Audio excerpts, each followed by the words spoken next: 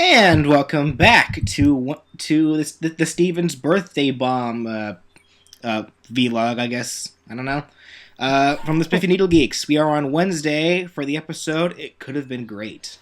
God damn it, Rebecca Sugar! I asked for DAW. Well, I mean, we technically got a little bit of DAW. I mean, we got more screen time with Peridot without the attachments. Peridot was singing. Not DAW. Peridot was singing.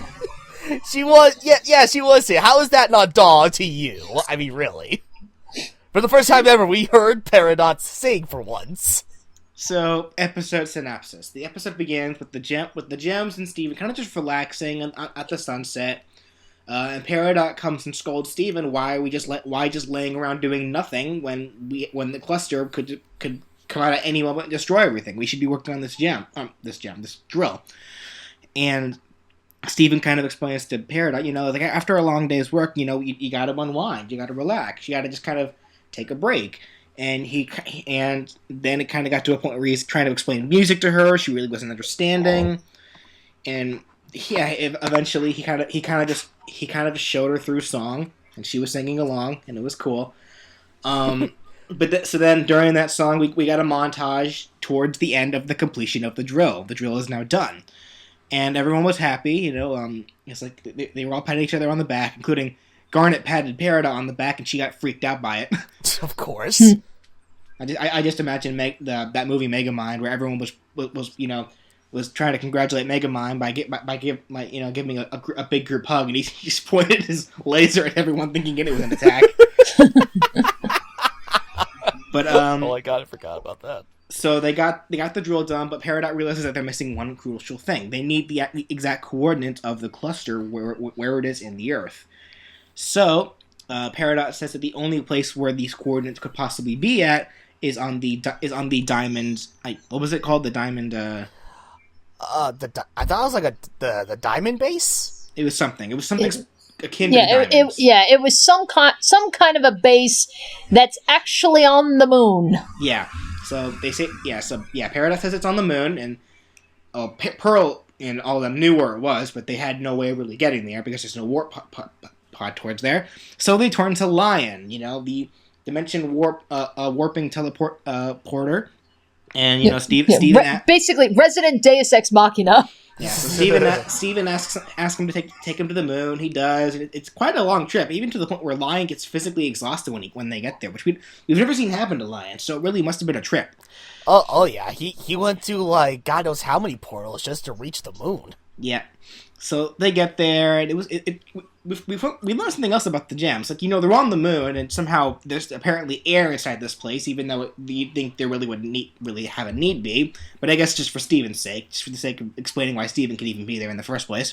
Right. Steven was still affected by the moon's gravity. He was able to moon jump, he was able to float. But when Amethyst tried doing that, it wouldn't work. The gems weren't affected by the moon's gravity. And Peridot explains that apparently the gems' bodies are naturally made to be able to automatically adapt to any gravity, which is how they're able to go from planet to planet regardless of what the gravity is there, and do what it is that they need to do. So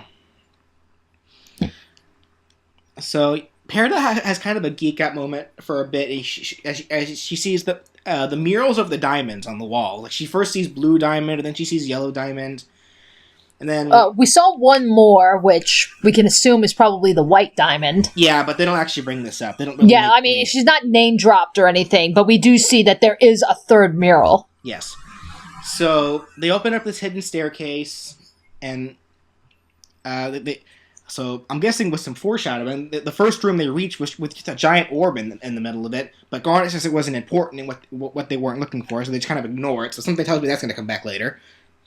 And when they reach the top of it, that's where the giant control panel is. And, Peridot continues to geek out more by this technology, but she doesn't know immediately how to work it. But then Steven sits in the chair to the control panel, and Peridot's freaking out. You can't just sit. You can't just sit there. That's only the highest of authorities, the diamonds. You can't sit there. But they're not here, so...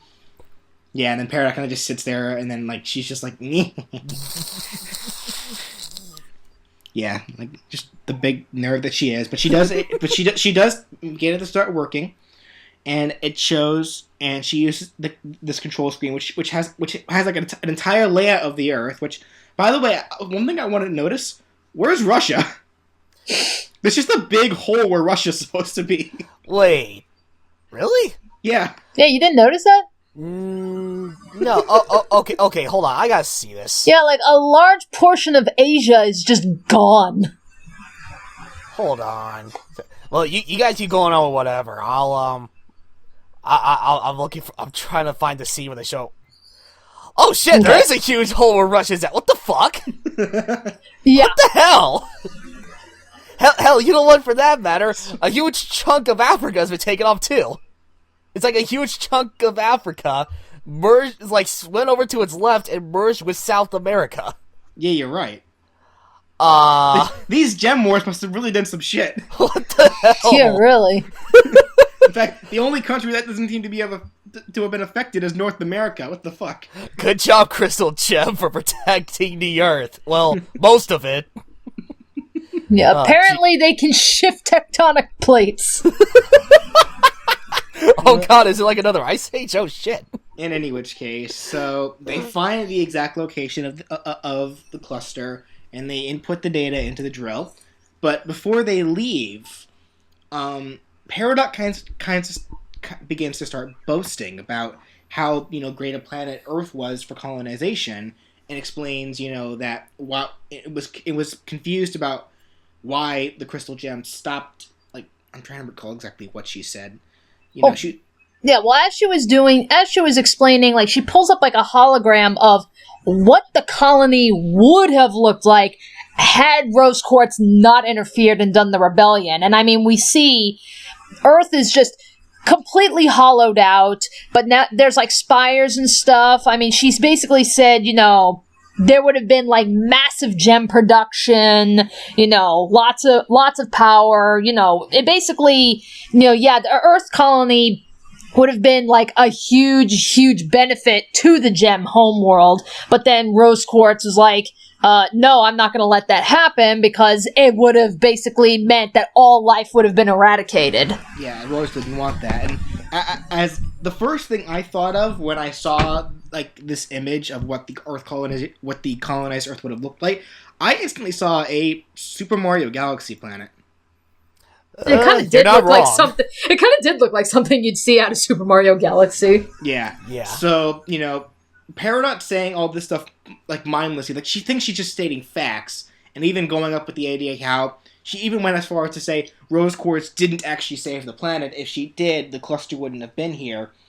And yeah, the gems don't take too kindly to that. They're outright offended by her statements. Yeah, like she just flat out, I mean, like Peridot, when she was explaining all this, like pretty much the line that got everybody mad was, I mean, she said, that Rose Quartz just doomed the planet. Yeah, like Peridot's logic was that either like in Peridot's mind there was only two endings to this planet. Either it be colonized or be blown up in general. So in her eyes, the colonization of the planet was the better option as opposed to where it is now. So yeah, Garnet, Amethyst, and Pearl were pretty upset by that. Even though Garnet grabbed Peridot's collar, took out one of her gauntlets, and he was getting ready to smash her. Of course, Steven had to stop her, saying she's not worth it. Don't worry. And Garnet took out her frustration on the computer and destroyed that instead. And then they left. But before they left, Peridot took a white crystal out of the chair that was sitting there. Which, when Steven picked it up, she panically told him to put that back. But then as they were leaving, she took it with her. So obviously there's some kind of importance. And Steven noticed this that she does have it. So who knows? It's probably going to play into something a little bigger later. Right. Hopefully it doesn't turn out to be something that'll be used for something bad. That's what I'm kind of worried about, yeah, since Peridot, of all people, has it in her hand. Yeah, and that is where the episode left off. Like, that's where it ended. And something, just based on how this episode played out, like, Steven even commented on this, saying how he thought that Peridot did understand how the gems felt about Earth, but clearly she doesn't. Something tells me if the I don't know. Sugar has been pretty good about making plots that aren't that obvious, but based on what I'm thinking so far, something tells me that Peridot will eventually understand based on the character development we've seen out of her, but she's not gonna. But it won't be until it's too late. Yeah. I was thinking the exact same thing. I don't know if they're gonna. If Sugar's gonna lead into that direction with Peridot's character near the end of the Steven bomb. But yeah, I can only imagine whenever that moment finally comes and the crystal gems and Steven are in a tight pinch, then I can only imagine that will be the point where Peridot will understand how precious life is on Earth, and then she'll become a completely different gem, if that's even the right term. Where I see this going is that yeah, because right now, I mean, it's pretty obvious that, she's pretty much using the gems. They're a means to an end. She's more concerned about trying to stay alive, and that's why she's so focused on trying to get the cluster. But we also see that she's still very, very fiercely loyal to Yellow Diamond. So the way I think I could see this going is that, they go to the cluster or whatever. They do all this, like I said, Peridot just sees, Steven and the crystal gems is like, I'm just allying with them because, they're a means to an end. It's the only way that I'll be able to survive. The only way that I could see Peridot possibly changing her mind or something was if, like, Yellow Diamond was to actually show up. And then Peridot be like, oh, Yellow Diamond, freaking out, geeking out and everything. But Yellow Diamond would have to, like, disown her or something. Look, you failed your mission. You're worthless to me. And something like that. Like, that I think could completely destroy Peridot to the point where, Steven would probably have to step in, and try and maybe then when he tries to connect with her, by then she sees now I have nothing left except for them, and they're still willing to stay by my side, and that's probably when she's going to start seeing, the good, that's when she's going to start seeing what the crystal gems start seeing, and that's when her redemption can truly begin. That's a very likely scenario. You know what? Considering what we've seen of Blue Diamond, I would say, because we can assume based on what Peridot explained about the diamond, she explained that they're all a hierarchy. So, and whether or not they're a hierarchy that work together or a hierarchy that are apart is unknown. Mm-hmm. But based on, we saw Blue Diamond and how she reacted to Ruby and Sapphire on Monday's episode, she was very quickly to want to flat out kill Ruby for fusing with Sapphire. So I can very much assume that more than likely there's obviously going to be other Peridots, more than likely other drones that probably serve the same purpose as the Peridot we know. So probably because of the failure that this Peridot did, I can very well see Yellow Diamond not caring about her life in general, and it probably will just result to not only disowning her, but wanting to execute her. Yeah. When you put it like that, Danny, I didn't even think about this myself. I honestly think, that I too believe that's probably going to be the most likely scenario, considering what character Peridot has. Yeah, because I know I read that a lot of fans, even since season 1, I remembered seeing people theorizing, predicting, or even just hoping that, I know a lot of people were hoping that, Lapis Lazuli would be able to, come back and join up with the gems and everything, because she's the one that truly seems to have, taken what Steven's been saying to heart. But, that's kind of not happening right now. So I think, I remembered seeing people, really, really hoping that of all the other gems outside of Lapis, the one that possibly could be redeemed would be Peridot. So, because I remembered when Peridot, when we saw her, I guess you could say, quote-unquote, teaming up with Steven, a lot of people were like, oh my god, they're actually gonna do it, she's gonna be redeemed, she's gonna be a powerful ally and stuff, and it's the only way I can see that happening is if she literally loses all connections to the gem homeworld. And even then, it's hard to see where it's going to go at this point, because we can tell right now like the beginning of the episode started off with the gems getting along with Peridot, but it ended on kind of a sour note. Like they're currently not happy with Peridot, so Yeah. And I can tell Steven, being the voice of reason that he is, more than likely he'll help them. If it does come to a point where Peridot isn't big danger, especially with someone like Yellow Diamond, Steven will probably be the one to convince the crystal gems to help her out, if anything. Something. Well, yeah, more than likely, yeah. Yeah, well, also bear in mind, he knows that she took the crystal at the end. Yeah, so, true. I mean, you can tell, like, the look on his face at the very end, like, you can kind of see the wheels are turning. So that's where, it's either, he's going to be like, oh, now I have to be the one to keep an eye on her because I know, the other gems don't know that she took something, but I saw it, so she's up to something, and maybe I'm the only one that's going to be able to stop her. I mean, it's like you can kind of see the wheels are starting to turn in Steven's head now. Guys, Peridot took this random crystal. At the very least, like if it does come down to it, I do think that Steven probably will say something. Right. Unless he's afraid, because he obviously doesn't know what it is. Yeah. So if anything, I could maybe see him keeping it a secret at first, because he doesn't really know how dangerous it could be, because we don't even know what it is up to this point. So, and then maybe, I don't know. Right. I guess it's one of those cases where we would.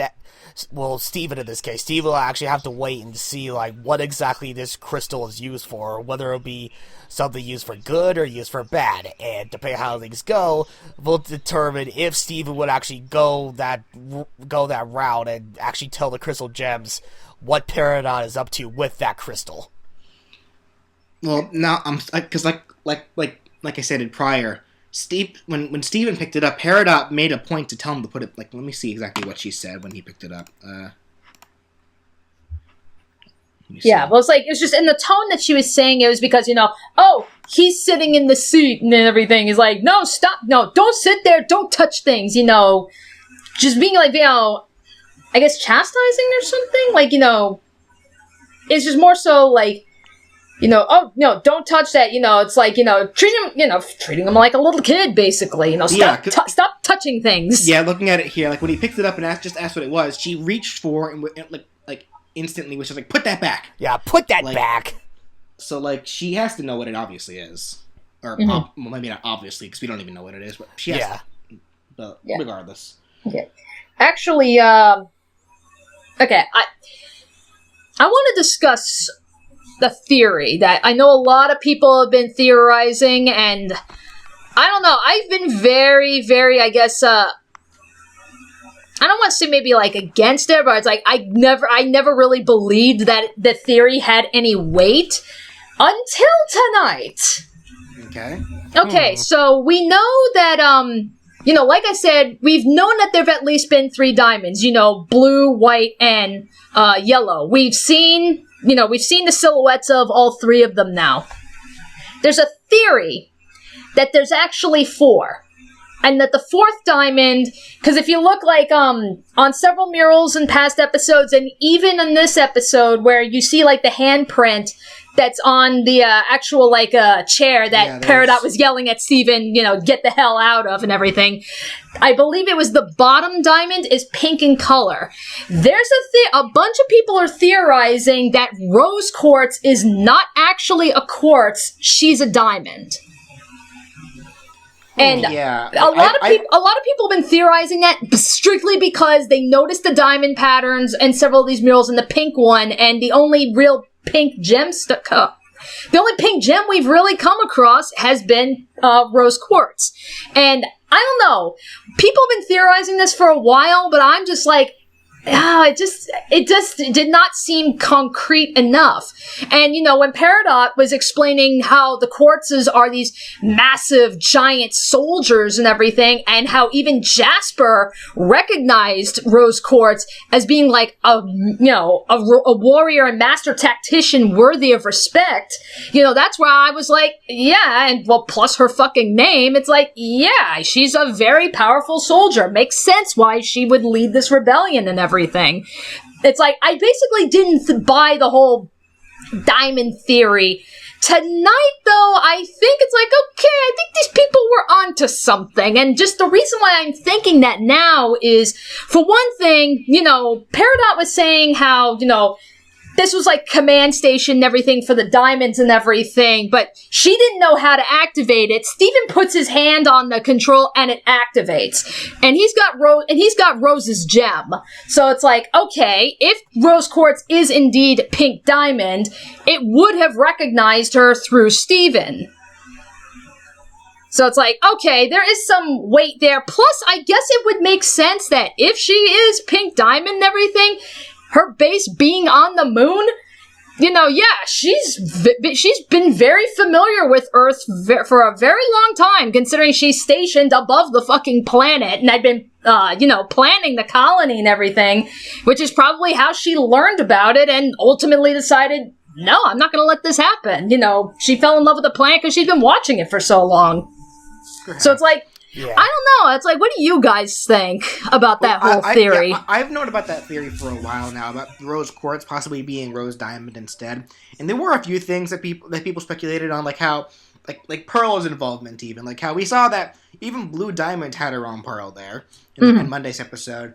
And then we see, there was an episode where, where Pearl, it was Rose's scabbard, where Pearl finds out that Lion's has Lion's connection to Rose and how he had the sword and all that stuff, and then Pearl showed that hologram with the conversation between her and Rose, and Pearl's behavior during that whole hologram, it was like she acted very much like a servant, and it was up until Rose, talked to her like a friend more than she did more than a lackey. So, before you brought up the whole theory with Rose Quartz being a diamond, in the back of my mind, I was thinking that in actuality there was gonna be a red diamond, but then I came to realize I don't think a red diamond is an actual thing in real life. And I think the closest thing to a red diamond we're ever going to get is just the brand of tea that's been around grocery stores. I think there's blood diamonds, but that's relevant. But one thing what was I about to say? Fuck. One thing that I also noticed in general is we see all these ancient artifacts. You brought up the 4-color diamonds and that symbol, and with the pink one being on the bottom. If you recall, inside the giant ship during that big huge episode, the giant hand ship when they were in space, the end of season 1. Yeah, there were other symbols there, but only for yellow, white, and blue. There was no pink, meaning that in current modern day, pink is no longer there. Right. Which would further speculate the Rose Quartz theory. But regardless, maybe we'll get more insight on that later. Who knows? Heck, if that is the case, then clearly Peridot might be a younger Jen and may not even know herself, because she was bad-mouthing Rose. So, right. I guess for now we'll just have to wait and see. So, aside from that, any other thoughts about the episode in general? Nothing else on the top of my head. So I want to comment. Amethyst almost killed them all. Yeah, it's she's like, hey, I think this is a door. Opens it, space vacuum.